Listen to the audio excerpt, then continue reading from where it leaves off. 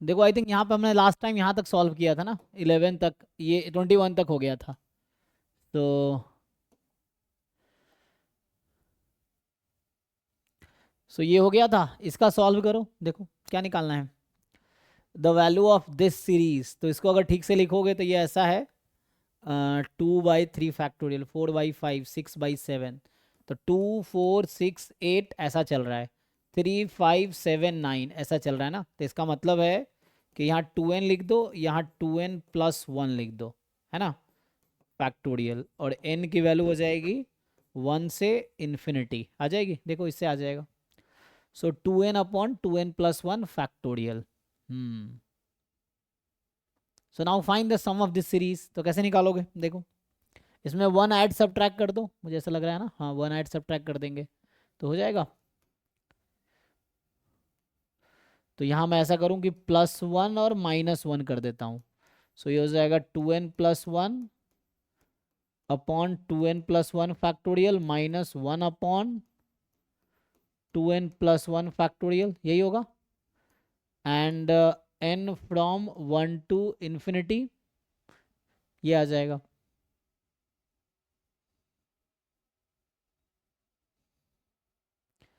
Then इसको break कर लो, अब तो ईजी है। सो क्या आएगा, इसको आप ब्रेक करोगे मतलब summation n from 1 to infinity, इसको कैंसिल कर देते हैं तो 1/, सो 2n+1, इसको खोलेंगे तो इसका नंबर क्या होगा, 2n फैक्टोरियल, है ना। तो ये होगा 2n फैक्टोरियल, ठीक है, और माइनस यहाँ समेसन है 1/2n+1 फैक्टोरियल, या एक समेसन में ही रखो। सो अभी इसको एक समेसन में ही रखते हैं। अब इसको खोल लो तो आसान हो गया। सो इसमें क्या, किस में फिट बैठेगा ये, तो सिंपली इसको ओपन करोगे तो क्या बनेगा, देखो ध्यान से। तो एक बार n को 1 रखो, तो ये होगा 1/2 फैक्टोरियल -1/3 फैक्टोरियल, प्लस n को 2 रखोगे, सो 1/4 फैक्टोरियल -1/5 फैक्टोरियल, फिर आगे जाएगा, फिर 1/6 factorial -1/7 factorial, and this will keep going. अब इसको हम क्या लिख सकते हैं, बताओ जी। सो इसको अब मुझे लग रहा है ऐसा लिख सकते हैं, this is summation -1n/n factorial, तो -1n/n+1/n factorial, n from 1 to infinity, ऐसा लिख सकते हैं, है ना, ऐसा लिख सकते हैं। देखो नहीं तो 2 है ना, तो 2 से स्टार्ट करना पड़ेगा, तो 2 में तो पॉजिटिव है तो n ही ठीक था, 2 से, है ना, -1n/n factorial, n from 2 to infinity, ये हो गया फाइनली। सो एक बार n को 2 रखूंगा तो 1/2, ठीक है, 3 रखेंगे तो -4 रखेंगे, plus and so on it will, है ना, ऐसे जाएगा। So -1n/n factorial, n from 2 to infinity, and then हो गया। अब तो क्या करोगे, जस्ट बैलेंस करो।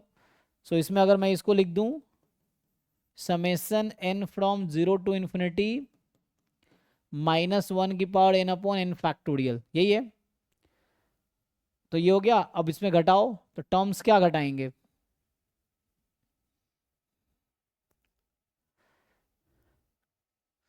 जितना हमने एक्स्ट्रा लिखा है, एक्स्ट्रा क्या लिखा है, 0 और 1, तो 0 रखेंगे तो क्या बनेगा, 1 ही रहेगा। अब माइनस 0 रख दो, 1 रखोगे तो -1, और 2 से था ही तो कैंसिल हो गया। तो ये फाइनली ये e⁻⁻1 का एक्सपेंशन है, तो answer is e⁻⁻1।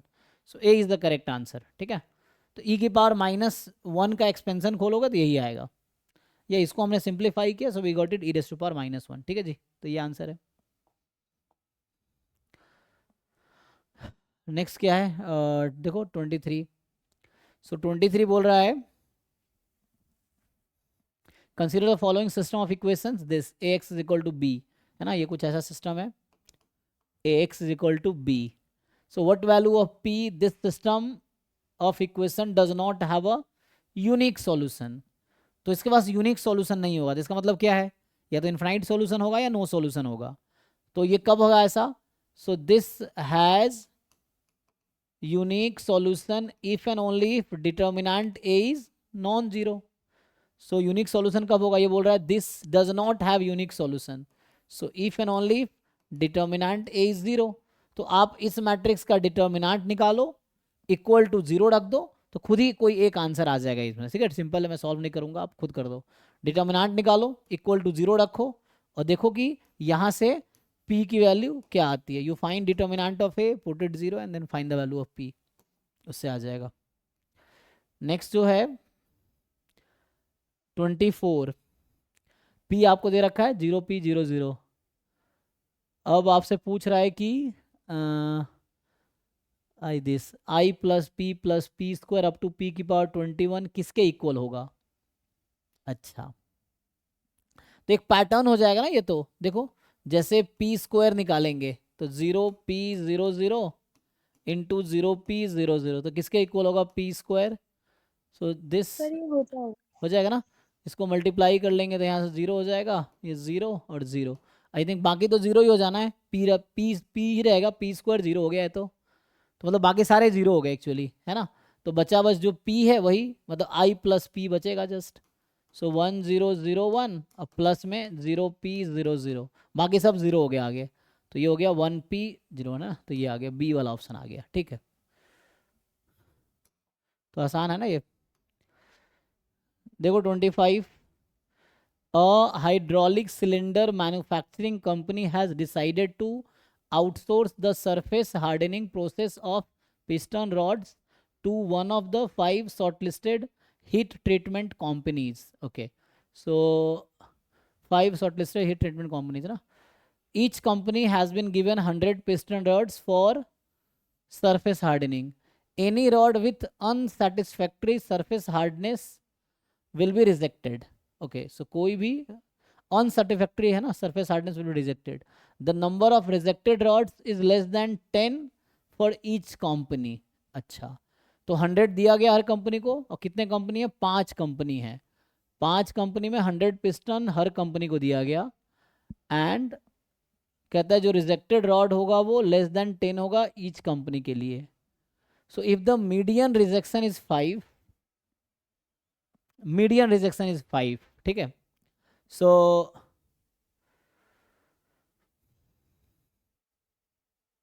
the number of rejected rods is less than 10 for each company, है ना। if the median rejection is 5 and the mode is 6, then what is the maximum number of piston rods that could be rejected for a single heat treatment company. okay, तो हमारे पास कितने company है, total 5 company है, और हमें बता रखा है कि हर कंपनी में लेस देन 10 होगा, ये गारंटी है। और मीडियन हमें 5 दे रखा है, तो मीडियन 5 है, इसका मतलब है 1 2 3 4, 1 2 3 4। अच्छा, लेकिन हमें तो 9 ही पहुंचा, 10 पहुंचाना है, तो मीडियन दोनों का एवरेज होगा। ओके, और मोड 6 है, तो मोड 6 है मतलब highest. if the median rejection highest reject, what is the maximum number of piston rods that could be rejected for a single heat treatment company। ये तो बेसिक है ना, ये तो बता दिया, मोड है 6, है ना। तो मोड 6 से इसका क्या मतलब है कि what is the maximum number of piston rods that could be rejected for a single heat treatment company।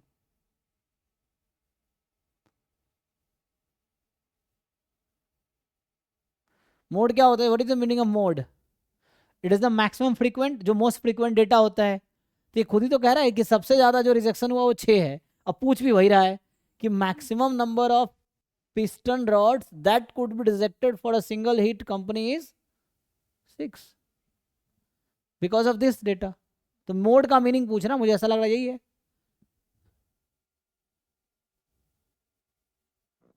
वरना मोड बदल जाएगा अगर सर तुम, हाँ। सर सिलेबस में एक टॉपिक है अनकॉन्स्ट्रेंट ऑप्टिमाइजेशन। हाँ, अनकॉन्स्टेंट ऑप्टिमाइजेशन, जो एलपीपी जो होता है ना वही, हाँ। सर वो क्या है? अनकॉन्स्टेंट ऑप्टिमाइजेशन मतलब कोई कांस्टेंट नहीं है। आपने एलपीपी में देखा होगा कि क्या होता है, उसमें कैसे क्वेश्चंस रहते हैं। एलपीपी में आपने क्वेश्चन ऐसे देखे होंगे ना कि find the maximum value of 2x plus 3y subject to x plus Y less than equal to 1, ये होता है ना। यस। तो इसको बोलते हैं कांस्टेंट ऑप्टिमाइजेशन। कांस्टेंट ऑप्टिमाइजेशन, ये कॉन्स्टेंट्स हैं, इसका नाम है कॉन्स्टेंट्स। तो ये कांस्टेंट ऑप्टिमाइजेशन प्रॉब्लम है। अनकॉन्स्टेंट मतलब कोई कांस्टेंट नहीं दिया हुआ है, बिना किसी कांस्टेंट के, मतलब सिंपल है।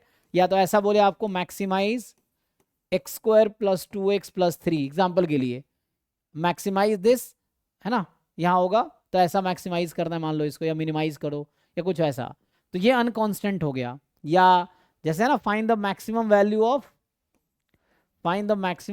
Of f x y, x square plus y square plus 2xy, इस तरह से। तो आपने पढ़ा है टू वेरिएबल कैलकुलस, पढ़ा है maxima minima in two variable calculus.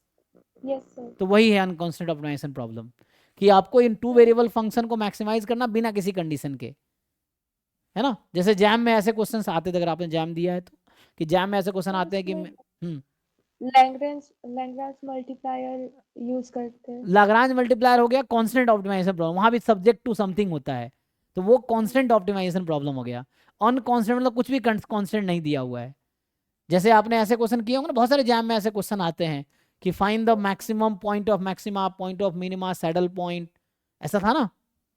Yes sir. यही हो गया, मतलब मैक्सिमम मिनिमा का जो प्रॉब्लम है ना, मैक्सिमम मिनिमा वन वेरिएबल या टू वेरिएबल का, वही अनकॉन्स्टेंट ऑप्टिमाइजेशन प्रॉब्लम है, समझो। ये है।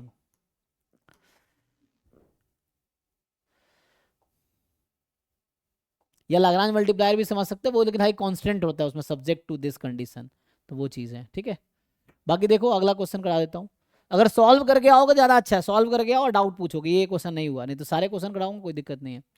देखो, a random variable x follows Poisson distribution, तो बता रखा है एक्स पॉइसन है, the probability that x takes value 2 is equal to probability that x takes value 3, तो x बराबर 2 बराबर x बराबर 3, तो आपको पता है x बराबर 2 मतलब क्या, e की पावर माइनस लैम्डा, लैम्डा की पावर 2/2 फैक्टोरियल, e की पावर माइनस लैम्डा, लैम्डा की पावर 3/3 फैक्टोरियल। ये और ये कट गया, यहाँ से लैम्डा स्क्वायर इससे कट जाएगा, सो लैम्डा आ जाएगा 3 फैक्टोरियल 6/2 मतलब 3, तो लैम्डा की वैल्यू 3 आ गई, ठीक है जी। तो लैम्डा 3 आ गई, तो पूछा क्या था, वैल्यू ऑफ लैम्डा, ये आ गया 3, तो आसान है ये सब, एग्जाम लेवल पर तो बहुत बेसिक क्वेश्चन है ये, ठीक है, तो इससे आ गया। नेक्स्ट है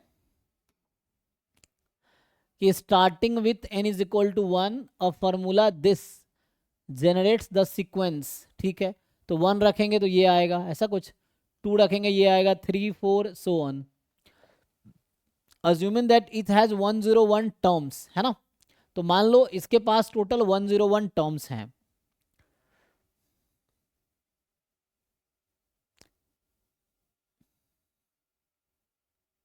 the median of the data generated is okay, तो बताओ, मतलब u1 जो है, इसमें जो बोला है इसने कि u1 की वैल्यू 4 है, u2 की वैल्यू 11 है, u3 की वैल्यू 24 है, u4 की वैल्यू 43 है, और वो क्वाड्रेटिक है, तो ऐसा कोई पैटर्न मिलेगा नहीं। बट यहाँ कितने अननोन्स हैं, ए बी सी, तो 3 कंडीशन यूज करके ना ए बी सी निकाला जा सकता है। अब ऐसे जाते जाते आप कहाँ तक गए, इसने बोला इट हैज़ 101 टर्म्स, तो इसका मतलब है u101 तक आप जाएंगे, ठीक। आपसे पूछ रहा है मीडियन बताओ, तो मुझे बताओ इन नंबर का मीडियन क्या आएगा, आपको पता है हाउ टू फाइंड मीडियन। पहले तो ऑर्डर में अरेंज करेंगे, आई थिंक ऑर्डर में होगा ही, मुझे ऐसा लग रहा है, ठीक है। तो मीडियन कौन सा टर्म मीडियन होगा इसमें, how to find median. Sir middle term. हाँ, मिडिल टर्म निकालिए, तो आपको याद है ना n जब ऑड होता है तो n+1/2th term is the median, है ना, तो 101 + 1/2th, तो 102/2th, तो यहाँ आ जाएगा 51 51st, मतलब u51 निकालना है आपको, ठीक है जी। तो जो u51 है वो आपका मीडियन है। अब आप क्या करोगे, ये जो 3 कंडीशन है, इस 3 कंडीशन से ABC नहीं आ जाएगा, आ जाएगा कि नहीं। हम यहाँ n को 1 रख देते हैं, तो देखो अगर मैं n को 1 रखता हूँ, सो u1 यहाँ से क्या बनेगा, यहाँ से बनेगा a, और a मेरा 4 आ गया, u2 n को 2 रख देता हूँ, सो a + b बराबर है 11, तो यहाँ से b आ जाएगा मेरा 7 4 11 7 आ गया। अब तीसरा, मैं अगर u3 यूज करूंगा, 3 पुट करूंगा, तो a + 2b एंड 3 पुट करेंगे तो 3/2c, और ये मुझे दे रखा है कितना है 24, तो a भी रख दो, तो b है 7 14 हो गया, 14 + 4 18, 18 प्लस 3/2c बराबर 24। यहाँ से c आ जाएगा और ABC आ गया तो यहाँ n को रख दो 51। सो u 51, n को 51 रखो और उसमें a रखना 4, b रखना 7 और इस इक्वेशन से c निकाल लो, जो c आएगा वहां रखना तो आंसर आ जाएगा। ठीक है, करो। 28th है कि if the expression 9 tan theta plus 30 plus 6 tan theta minus 30 can be written as 15 tan theta plus p tan square theta plus 17/1 minus q tan square theta, then pq क्या होगा। ठीक है, देखो तो tan a प्लस बी तो हम जानते हैं ना, लगा लो, आसान है। tan a plus b apply करना है, यस सर, हो जाएगा। है ना। a plus b, a minus b लगाओ, उससे सीधा सीधा आ जाएगा। बोल रहा है कि सम ऑफ, इसमें क्या बोल रहा है कि the sum of rational terms in the expansion of this, इसमें रेशनल टर्म का सम बताना है हमें कि सम ऑफ रेशनल टर्म्स, आपको सोचना है रेशनल कब होगा। तो ये है एक्चुअली 2 की पावर 1/2 और 3 की पावर 1/5, 2 की पावर 1/2, 3 की पावर 1/5, इसकी पावर 10। तो जब इसको मैं ओपन करूंगा 11 टर्म आएगा, है ना। अब 11 टर्म में वो टर्म ढूंढना है जो रेशनल होगा। तो रेशनल कौन सा टर्म होगा, एक तो a की पावर 2 हो जाए और b की पावर 5 हो जाए, तभी हो सकता है। हाँ, तो ऐसा कब होगा, कौन से वाला टर्म लिखना पड़ेगा। तो यहाँ अगर आप लिखोगे 10 चूज 2 वाला टर्म, तो 2 की पावर 1/2 की पावर 2 एंड 3 की पावर 1/5। अच्छा, तो नहीं, तो इससे तो इसका पावर तो 8 आ जाएगा, तो नहीं होगा। तो हमें इसमें पहले 5 बनाना पड़ेगा, तो इसमें 5 बनाने के लिए यहाँ मुझे 5 रखना पड़ेगा, फिर भी नहीं होगा। ओके, सो यहाँ पे 10c5 में 5/2 आ जाएगा, नहीं। सो एक तो पहला टर्म क्या होगा, छोड़ो, पहला टर्म लिखते हैं। तो इसका पहला टर्म जो होगा, मैं सीधा से ओपन करता हूँ, देखो 2 की पावर 1/2 एंड 3 की पावर 1/5, इसकी पावर 10। तो फर्स्ट टर्म जो आएगा 10c0, 2 की पावर 1/2 की पावर 10, एक तो ये आएगा। और जो लास्ट टर्म आएगा 10th टर्म, वो आएगा 3 की पावर 1/5, इसकी पावर 10, यही आएगा। ये फर्स्ट और लास्ट लिख दिया। अब बीच में ऐसा कौन सा टर्म आएगा जिसमें रूट नहीं आएगा, कोई टर्म है ऐसा, 9th वाला, 9th पे आएगा। ठीक है, तो 9th टर्म देखो क्या होगा, 10 चूज 9 एंड 2 की पावर 1/2 की पावर 4 एंड 3 की पावर 1/5, नहीं 9 लिखेंगे तो 10 माइनस 9, अच्छा 9 था ना, ये तो 9 हो जाएगा, तो यहाँ 1 हो जाएगा। नहीं, मुझे यहाँ 5 चाहिए, तो यहाँ 5 लूंगा तो यहाँ भी 5 आ जाएगा, तो मुझे लगता कोई टर्म बनेगा ही नहीं। अब देखो और कोई टर्म बनेगा, नहीं बनेगा, क्योंकि बीच में कोई भी टर्म लेंगे तो वो इरेशनल ही रहेगा। तो रेशनल होने के लिए यहाँ आ जाएगा 3 की पावर, है ना, तो 3 स्क्वायर हो जाएगा ये, और यहाँ से आ जाएगा 2 की पावर 5, तो 2 की पावर 5 32, और यहाँ से आएगा आपका पास 3 स्क्वायर 9, 32 प्लस 9 41, तो यही बनेगा बस। पहला और लास्ट टर्म ही रहेगा रेशनल, बाकी बीच में सब इरेशनल रहेगा। तो इसमें आंसर आएगा 41, दिस इज आंसर। आपकी आवाज़ नहीं आ रही, शायद आप कुछ बोलना चाह रहे लेकिन आवाज़ नहीं आ रही आपकी, है ना, पता नहीं क्यों। नहीं सर, कुछ नहीं। ठीक है ना, हाँ, ओके। तो क्या आप यहाँ पे कि अ bag contain 9 red 4 white 3 blue marbles, ठीक है ना, सर हो जाएगा। हो जाएगा। ठीक है, फिर इस तरह सॉल्व करके आओ, या तो सॉल्व करके आओ, ये देखो। अच्छा, ये दूसरा पेपर स्टार्ट हो गया, तो यहाँ खत्म होता है 2024 वाला जो पेपर था ना, उसका ऑब्जेक्टिव 30 आता ना, वो खत्म हो गया। ठीक है, सर एक क्यूएम भी पार्ट है। हाँ, सर ये बी पार्ट है उसका। अच्छा ये अब बी पार्ट स्टार्ट हो गया ना, अच्छा अच्छा, हाँ ठीक है। तो उसका पार्ट मतलब 2024 का जो ऑब्जेक्टिव पार्ट था वो कंप्लीट हो गया है, अब ये सब्जेक्टिव पार्ट है। तो मुझे लगता है मैं पहले सारा ऑब्जेक्टिव करवा देता हूँ, फिर सब्जेक्टिव पे आते हैं। तो ठीक है सर। अभी 24 का ऑब्जेक्टिव आप कंप्लीट कर लो, और नेक्स्ट टाइम हम लोग अभी स्टार्ट करेंगे 2023 के ऑब्जेक्टिव से, आई थिंक यहाँ से, है ना। सो ये 2023 का ऑब्जेक्टिव है, तो यहाँ से हम लोग कल स्टार्ट करेंगे। क्लास टाइम यही रहेगा, ठीक है ना। अगर एक भी बच्चा ज्वाइन करता है क्लास होगी, कोई ज्वाइन नहीं करेगा तो फिर क्लास नहीं होगी, है ना। ये है, ठीक है। ठीक है सर। जी। जैसे मेरा ट्रिग्नोमेट्री वीक है, हाँ, पर फिर मैंने मतलब क्वेश्चंस देखे तो ज्यादा क्वेश्चंस आते भी नहीं है, उसको स्किप कर सकते हैं क्या? क्यों स्किप करना, बेसिक तो आता होगा ना। 11 12 का एक बार एनसीईआरटी से क्वेश्चंस कर लो।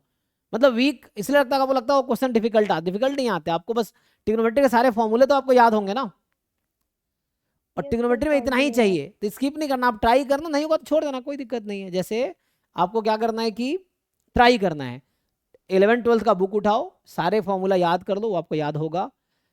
एनसीईआरटी क्लास 12 के एग्जाम्पल देख देख के सॉल्व कर लो, एक्सरसाइज सॉल्व कर लो, उतना आ गया तो ठीक है, तैयारी आपका फिर स्ट्रांग है। वो एग्जाम में जो क्वेश्चन आते हैं वो भी आसानी है, क्यों छोड़ना है, मुश्किल आएगा तो पूछना आप मुझसे, लेकिन छोड़ने की जरूरत नहीं पड़ेगी, मैं ये कह रहा हूँ आप कर लोगे, ठीक है ना। सर वो मैंने मतलब कोविड के टाइम में सेल्फ स्टडी से किया था, हम्म। तो मतलब याद है फॉर्मूले, पर क्वेश्चन सॉल्व करते नहीं होते। तो अभी कर लो, अभी टाइम है ना, वही तो कह रहा हूँ, अभी घर पे एक दिन बैठ के क्लास 12 के सारे फॉर्मूला एक जगह लिख लो, बार बार देखो, याद करो, उसके एग्जाम्पल और एक्सरसाइज सॉल्व कर लो, तो ठीक हो जाएगा। अभी आप इस लेवल पे हो कि 11 12 आपको बहुत आसान लगेगा, अभी आप करोगे ना तो आपको बहुत आसान लगेगा, आपको लगेगा अच्छा ये तो इतना ईजी था। अब दिमाग में आप भर लोगे नहीं, मुश्किल है, स्किप करेंगे तो फिर स्किप ही करना पड़ेगा, है ना, क्योंकि आपको ना बिलीफ सिस्टम बहुत स्ट्रांग होता है, तो आप जैसे कन्विंस करोगे खुद को उसके अकॉर्डिंग चीज़ें होंगी। तो आप ये बिलीव करो आसान है, और उस पर थोड़ा वर्क करके आसान बना दो, और आसान हो जाएगा, ठीक है ना। तो अभी से छोड़ने की मत सोचो, आप थोड़े से वर्क कर लो उस पर, आसान हो जाएगा। क्योंकि मान लो किसी और टॉपिक का ट्रिग्नोमेट्री से रिलेट कर दिया तो वो भी छोड़ना पड़ेगा फिर आपको, ठीक है ना, इसलिए ये बेटर सर है। इंटीग्रेशन, हाँ इंटीग्रेशन में आ जाता है ट्रिग्नोमेट्री हाँ, कहीं ना वही कहीं। हर जगह आता है, मैं कह रहा हूँ ट्रिग्नोमेट्री को हर टॉपिक से रिलेट कर देगा, तो आपके दिमाग में ट्रिग्नोमेट्री का फोबिया रहेगा, तो हर टॉपिक के क्वेश्चन आपको छूटेंगे जहाँ ट्रिग्नोमेट्री आएगा, ठीक है ना। तो इसलिए उसका फोबिया ना रख के अब उसको बस फॉर्मूले सारे देख लो, एनसीईआरटी 11 12 का कर लो ट्रिग्नोमेट्री, क्लास 11th में 3rd चैप्टर है, उसको करके फिर आप बिलीव करो कि ठीक हो गया है, ठीक है ना। ठीक है, ठीक है, थैंक यू, हाँ। Thank you.